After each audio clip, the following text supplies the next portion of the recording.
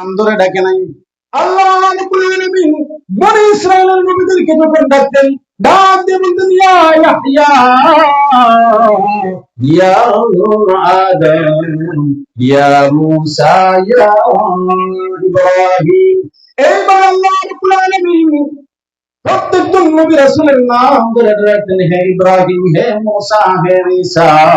কিন্তু আপনার নবী আমার নবীর বেলায় যখন আল্লাহ রাব্বুল আলামিন যখন আপনার আমার নবীকে ডাকবেন, আল্লাহ রাব্বুল আলামিন বলেন ইয়া আইয়ুহার রাসূল, সুবহানাল্লাহ, ইয়া আইয়ুহার রাসূল। আর ডাক দিতেন ইয়া আইয়ুহান নবী, ইয়া আইয়ুহান নবী, ইয়া আইয়ুহাল মুযাম্মিল, ইয়া আইয়ুহাল মুদাসসির। সুবহানাল্লাহ। সুন্দর সুন্দর নাম ধরে আপনার আমার নবীকে রাখতেন। তেমনি ভাবে মূসা নবীর উম্মতের যখন বেয়াদবি করত, মূসা নবীর উম্মতের যখন মূসা নবীর সাথে বেয়াদবি করত, মূসা নবী নিজে তার উত্তর দিতেন। অন্যান্য নবীদের উম্মতরা যখন তাদের সাথে বেয়াদবি করত, নবীরা নিজেই উত্তর দিত। কিন্তু আপনার নবী রাসূল আরবি সাল্লাল্লাহু আলাইহি ওয়াসাল্লামের সাথে যখন কোন ইহুদি বা কোন মুনাফিক যখন বেয়াদবি করত, উত্তর দিতেন স্বয়ং আমার আল্লাহ রাব্বুল আলামিন। আমার নবীকে যখন মাজনুন বলল, পাগল বলে সম্বোধন করলো, আমার নবীকে যখন পাগল বলে সম্বোধন করলো, আল্লাহ রাব্বুল আলামিন ডাক দেবেন হাবিব নবী, আপনি কোন উত্তর দিবেন না। জিবরাইলকে ডাকবেন, জিবরাইল, ও জিবরাইল যাও, আমার হাবিব আমার বন্ধু নবীকে পাগল বলেছে, আর বসে দেখলে চলবে না। ও জিবরাইল যাও যাও, আমার পক্ষ থেকে ওই কাফের মুশরিকদের উত্তর তুমি দিয়া দাও। উত্তর কি দিচ্ছেন আমার আল্লাহ? আল্লাহ রাব্বুল আলামিন বলেন নুন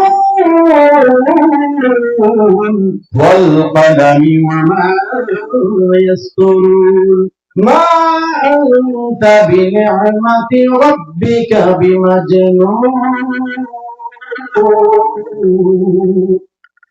আমার আল্লাহ রাব্বুল আলামিন বলেন নূন, আল্লাহ নূর তোকে আমরা জানি না, ওয়াল কলামি ওয়া মা ইয়াসতুরুন, কলমের কসমকে আমি আল্লাহ রাব্বুল আলামিন বললাম। কিসের কসম আল্লাহ খাইলেন?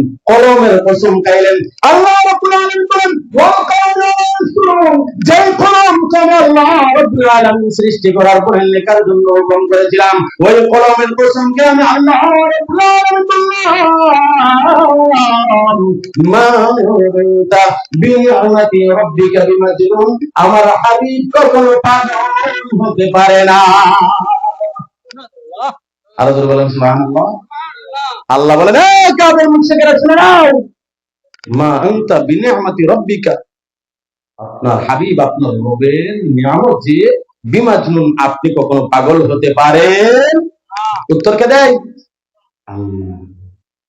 আল্লাহ রাব্বুল আলামিনের হাবিবকে যখন লাস্তামুর সালা বলল যে আপনি তো রাসূল না, রাসূল বলে স্বীকৃতি দিলেন।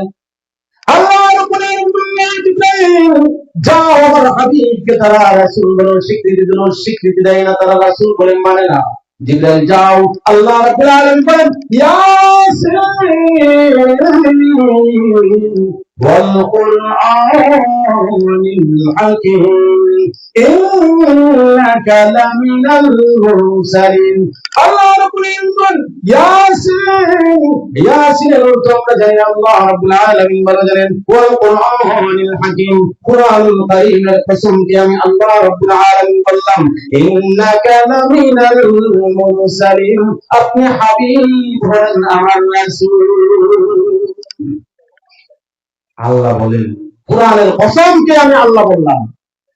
আল্লাহ যদি কসম না খাইতেন সমস্যা আছে। কসম মানুষ কেন খায়? কথার গুরুত্ব বোঝানোর জন্য এবং কথাটা বিশ্বাস করানোর জন্য, যে কসম খাইলাম। কসম খাওয়ার জন্য মানুষ কথা বিশ্বাস করে নাকি করে না? এখন আল্লাহ যদি কসম না খাইতেন তাতে সমস্যা ছিল? মানুষকে আমরা কি মানতাম না? মানতাম। কিন্তু আল্লাহ গুরুত্ব বোঝানোর জন্য আল্লাহ বলেন ওয়াল কুরআনুল হাকীম, কুরআনুল কারীমের কসমকে বললাম আপনি আমার রাসূল। সুবহানাল্লাহ। আল্লাহ রাব্বুল আলামিনের হাবিব রাসূল আরবি সাল্লাল্লাহু আলাইহি ওয়াসাল্লামকে যখন কি করলেন? মুজাম্মাম বলে যখন কন্ডম করলেন, নবীকে যখন কন্ডেম করলেন, মুজাম্মাম বলে যখন কন্ডেম করলেন, কটূক্তি করলেন, আমার আল্লাহ রাব্বুল আলামিন যখন কাফির মুশরিকরা আল্লাহ রাব্বুল আলামিনের হাবিবকে কন্ডেম করলেন, কটূক্তি করলেন, আল্লাহ রাব্বুল আলামিন কি করলেন? ওই কাফির মুশরিকদেরকে উত্তর দিচ্ছেন, হাল্লাফ হান্নাস মান্না'আল লিল খাইর মু'তাদিন আতিম উতুল্লিম বা'দা যালিকা জানিম। আল্লাহ রাব্বুল আলামিন সর্বশেষ যে কথাটা বললেন, উতুল্লিম বা'দা যালিকা জানিম। ও আমার হাবিব,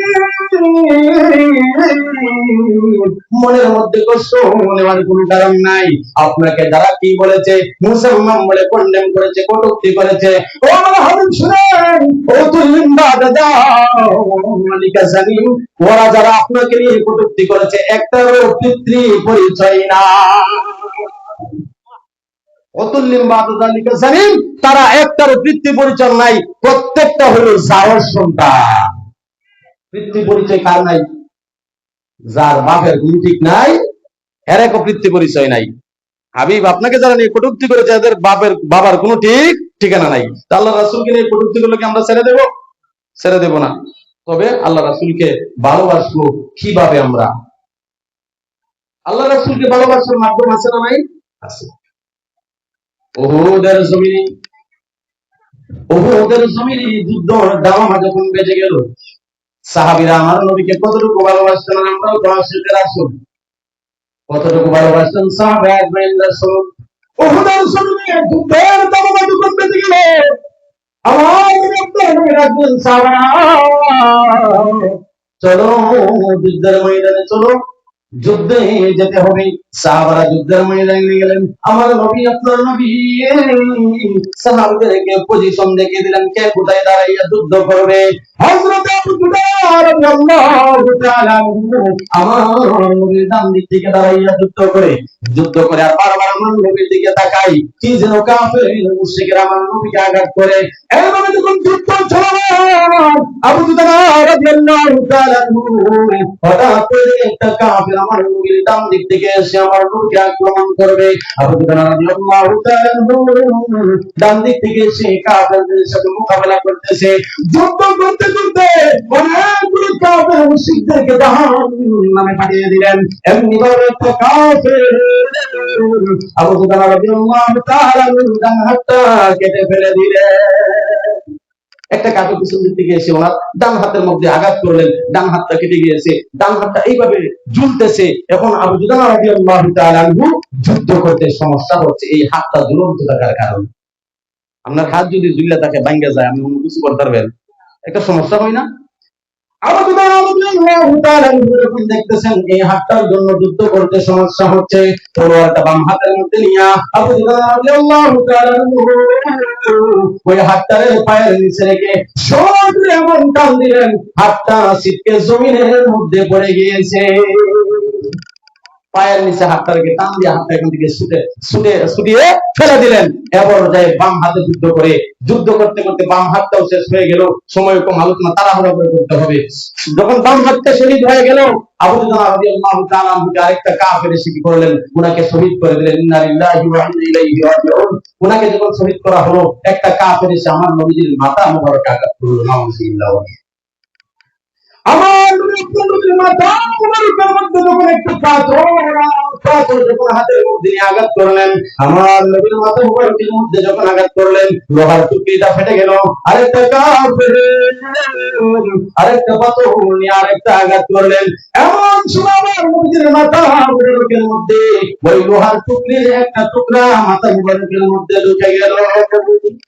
একটা লোহার টুকরা মাথা মুবারকের ভিতরে ঢুকে গেল। আমার নবী জমিনে লুটিয়ে পড়লেন এবং আরেকটা কাফের এসে আরেকটা পাথর দিয়ে যখন আঘাত করলেন, আমার নবীজির সামনে দমদম মুবারক শহীদ হয়ে গেছে। নবীজির দমদম শহীদ হইলেন, জমিনে লুটিয়ে পড়লেন। এমন অবস্থায় আলী কারামাল্লাহু ওয়াজহু, আলী রাদিয়াল্লাহু তাআলা এসে বলেন, ইয়া রাসূলুল্লাহ ওয়া ইয়া হাবিবাল্লাহ, আমার নবীজি যে মানুষের জন্য আপনি এত করলেন এত করলেন, কিন্তু মক্কার কুফার ওই মানুষের আপনাকে চিনল না। ইয়া রাসূলুল্লাহ, আপনি যদি আল্লাহ রাব্বুল আলামিনের কাছে একবার নালিশ করেন, ওই কাফের মুশরিকরা দুনিয়া থেকে বিদায় হয়ে যাবে। আপনি আল্লাহর কাছে একবার ফরিয়াদ করেন, এই কাফের মুশরিকরা যেন ধ্বংস হয়ে যায়। আমার আল্লাহ রাব্বুল আলামিন আমাকে দুনিয়ার জমিনে পাঠাইলেন কালেমার দাওয়াত দেওয়ার জন্য, তাওহীদের দাওয়াত দেওয়ার জন্য। আমি যদি আল্লাহর কাছে নালিশ করি, মনে মনে যদি আল্লাহর কাছে শুধু এতটুকু বলি, আল্লাহ ধ্বংস করে দাও, আল্লাহ রাব্বুল আলামিন ধ্বংস করে দিবেন। কিন্তু না, এই জন্যই পারবো না যে আমি যদি বলতে তাহলে আমি কালেমার দাওয়াত কার কাছে দেব? সুবহানাল্লাহ বলতেন। খালি আমি যদি বদ্ধ দেই, আল্লাহ রাব্বুল আলামিন তাদেরকে ধ্বংস করে দিবে, কিন্তু আমি কালেমার দাওয়াত কার কাছে দেব? আপনাদের কাছে যদি আমি আপনাদের কালেমার দাওয়াত দিই, হইব নি? কালেমার দাওয়াত না, আপনাদের